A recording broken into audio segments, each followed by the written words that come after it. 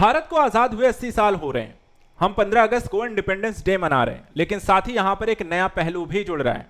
आजादी के इतने सालों बाद पहली बार सभी व्यक्तियों की जाति पूछी जाएगी और जनगणना 2027 के तहत ये ऐसे 40 सवाल आपके सामने आने वाले हैं, जिसके तहत हर एक व्यक्ति परिवार से यहां पर उससे संबंधित जानकारियां शामिल होंगी, जिसमें कोविड वैक्सीन आपने कहां लगवाई है, आप कहां के रहने वाले हैं, माइग्रेट होकर आए हैं या यहीं के मूल निवासी हैं, आधार है, पासपोर्ट जैसी यहां पे क्या क्रियाविधियां हैं, स्कूल कॉलेज से लेकर के अन्य तरीके की कई यहां पर जानकारियां आपसे कलेक्ट की जाएंगी। ऐसे 40 सवाल आपसे होंगे।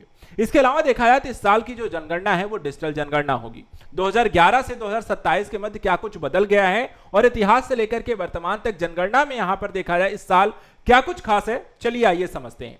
सबसे पहले यहां पर देखा जाए, ये चर्चा का विषय तभी बनती है जब यहां पर इस बार कोविड वैक्सीन कहां लगवाई, कितने बैंक अकाउंट होने के साथ साथ पूछा गया कि आजादी के बाद आपकी जनगणना में जाति क्या है। इसमें सिर्फ हम बात ये नहीं कर रहे हैं कि एससी एसटी की गणना होगी, इसमें हर एक प्रकार के व्यक्तियों और हर एक तरीके की जातियों को यहां पर पूछा जाएगा और वहां पर उनका डेटा कलेक्ट किया जाएगा। अब इसको लेकर के चलिए आपको बताते हैं ऐसे 40 सवाल कौन से हैं और उसमें क्या क्या आपसे पूछा जाएगा। सबसे पहले अगर मैं यहां पर बात करूं कि पहचान और परिवार को लेकर के आपसे सवाल होंगे, जिसमें आपसे पूछा जाएगा व्यक्ति का नाम, परिवार के मुखिया से संबंध उसका, तीसरा लिंग, चौथा जन्मतिथि और उसकी उम्र, पांचवा वैवाहिक स्थिति, छठा शादी के समय आपकी उम्र क्या थी, पति पत्नी का नाम क्या है, घोषित राष्ट्रीयता क्या है, धर्म, एससी एसटी के साथ यहां पर देखिए जाति है, यानी एससी एसटी के अलावा तीसरा यहां पर कॉलम और भी रहेगा जिसमें अन्य जाति के बारे में भी आपको डेटा कलेक्ट किया जाएगा। पिता की जानकारी ऐड करनी है और मां की जानकारी भी यहां पर आपको शामिल करनी है। तो ये आपको पहचान और परिवार की यहां पर जानकारी को पूछा जाएगा।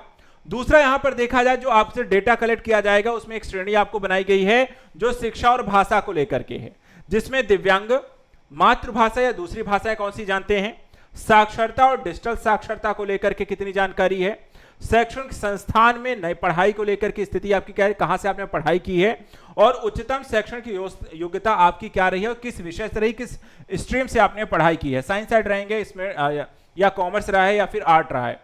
रोजगार को लेकर के भी आपको सवाल होंगे, यानी कि पिछले एक साल में काम किया है या नहीं, आर्थिक गतिविधि की श्रेणी कैसी है, कौन सा व्यवसाय करते हैं, उद्योग व्यापार या सेवा का प्रकार कैसा है, कामगार की श्रेणी कैसी है। ऐसे सारे सवालों के साथ साथ गैर आर्थिक गतिविधियों के भी सवाल होंगे, जैसे कि आपको काम की तलाश या उपलब्धता और काम की जगह तक आपकी यात्रा कितनी पड़ती है। ये सारे सवाल भी इसमें आपसे पूछे जाएंगे। यही नहीं, सवालों की छड़ी यही नहीं खत्म होती है, इसके बाद शुरू होता है जन्म और माइग्रेशन से रिलेटेड सवाल, जिसमें आपको जन्म स्थान कहां है, पिछला निवास स्थल कहां है, माइग्रेशन का कारण क्या है, पिछले निवास स्थल से वर्तमान समय जहां रहे वहां क्यों आए हैं, पिछली जगह से यहां रहने की अवधि कितनी हो चुकी है, अस्थायी निवास का पता क्या है, वर्तमान में जीवित बच्चों की संख्या, अब तक जन्मे बच्चों की संख्या और पिछले एक साल में जन्मे बच्चों की संख्या को भी यहां पर आपका डेटा कलेक्ट किया जाएगा। इसके साथ साथ अगर हम देखें तो अन्य जानकारियां, जैसे कि कोविड-19 की वैक्सीनेशन की जगह कहां है, कुल बैंक अकाउंट कितने हैं, मोबाइल नंबर कितने हैं, आधार नंबर कितने हैं, वोटर आईडी नंबर क्या है, पासपोर्ट नंबर क्या है और ड्राइविंग लाइसेंस उपलब्ध है या नहीं, ये सारी डेटा भी आपसे कलेक्ट किए जाने वाले हैं। और ये 40 सवालों की एक सूची पूरी तैयार होगी, जिसमें लगभग एक व्यक्ति की हर तरीके की जानकारी को यहां पर नोट किया जाएगा। इसके साथ साथ अगर हम देखें तो अब सवाल यह भी कि 2011 की जनगणना से क्या 2027 की जनगणना अलग है। तो अगर हम देखें 2011 में आपको टोटल 29 सवाल थे और इस साल यहां पर देखा जाए तो 40 सवाल हैं। 2011 की जनगणना में जाति के लिए सिर्फ एससी एसटी की जानकारी ली जाती थी और इस बार यहां पर देखा जाए एससी एसटी के साथ जाति भी पूछी जाएगी। नाम, उम्र, लिंग, वैवाहिक स्थिति पूछी गई थी 2011 में और यहां पर देखा जाए तो राष्ट्रीयता, पति पत्नी की जानकारी और वैवाहिक स्थिति का जानकारी चाहिए। धर्म पूछा गया था और यहां पर देखा जाए धर्म के साथ साथ माता पिता की जानकारी मांगी गई है। शिक्षा में और साक्षरता की जानकारी 2011 मांगी गई थी, तो यहां पर डिजिटल साक्षरता, स्ट्रीम और विषय की भी जानकारी मांग ली गई है। इसके अलावा देखा है तो रोजगार, काम की श्रेणी और काम की जगह सिर्फ पूछी गई थी और यहां पर रोजगार के साथ काम की तलाश, काम के लिए उपलब्धता और कितने समय लगता है, कहां आ जाते हो, ये सब पूछा जाएगा। इसके अतिरिक्त देखा जाए तो जन्म स्थान और माइग्रेशन की जानकारी जहां इसमें पूछी गई थी, यहां पर माइग्रेशन के साथ अस्थायी पता और मौजूद जगह में रहने की अवधि की भी जानकारी चाहिए।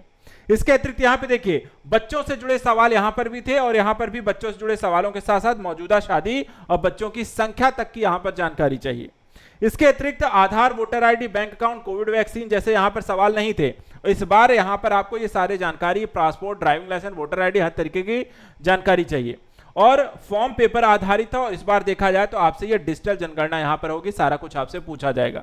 तो ये सब कुछ यहां पर देखा है 2011 से 2027 की जनगणना काफी अलग है। इसके अलावा देखा जाए तो जैसे डिजिटल की बात हुई है, तो देश की ये डिजिटल जनगणना जो है ये पहली बार होनी जा रही है भारत में। जनगणना 2027 की इसलिए काफी खास हो जाती है क्योंकि ये डिजिटल है और पहली बार हो रही है। दूसरा, डेटा डिजिटल माध्यम से ही कलेक्ट किया जाएगा। तीसरा, लोगों को खुद अपनी जानकारी देने यानी कि सेल्फ एन्यूमरेशन का यहां पर विकल्प भी मिलेगा। जनगणना की कानूनी प्रक्रिया सेंसस एक्ट 1948 और सेंसस रूल्स 1990 के तहत यहां पर गणना होने वाली है। केंद्र के मुताबिक यह भी है कि लोगों की व्यक्तिगत जानकारी पूरी तरह गोपनीय रखी जाएगी, यानी किसी के साथ शेयर नहीं होगी।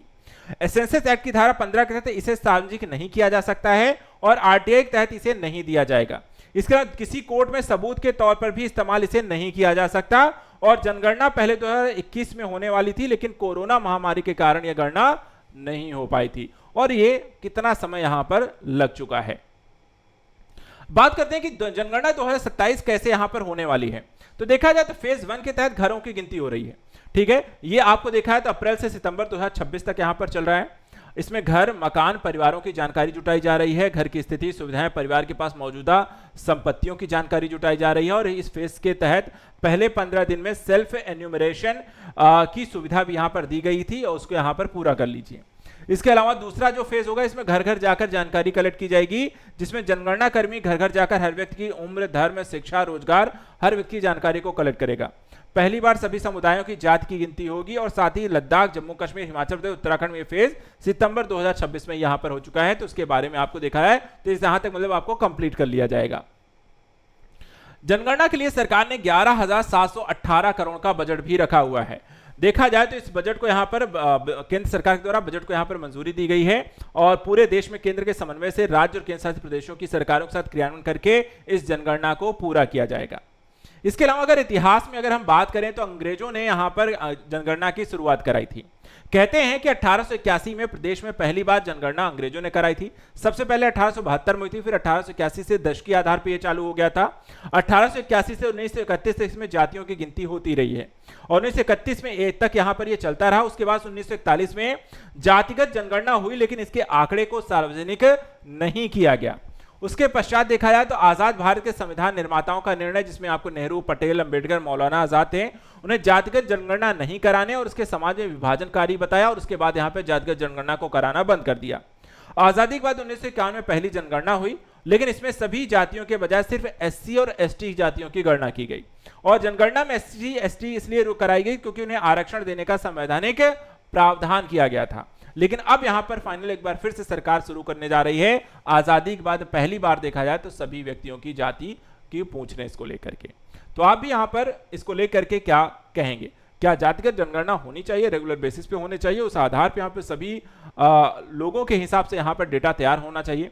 वर्ग विशेष को लेकर के योजना परियोजनाएं बनाई जा सकती हैं। एजुकेशन से लेकर के स्वास्थ्य और अन्य तरीके के पहलुओं को बेहतर तरीके से यहाँ पर समायोजित किया जा सकता है, या पहले की तरह यहाँ पर बिना जाति की जनगणना के इसे कराते रहना चाहिए। ऐसे यहाँ पे करंट अपडेट्स के लिए चैनल को सब्सक्राइब करें। Thank you so much and good luck.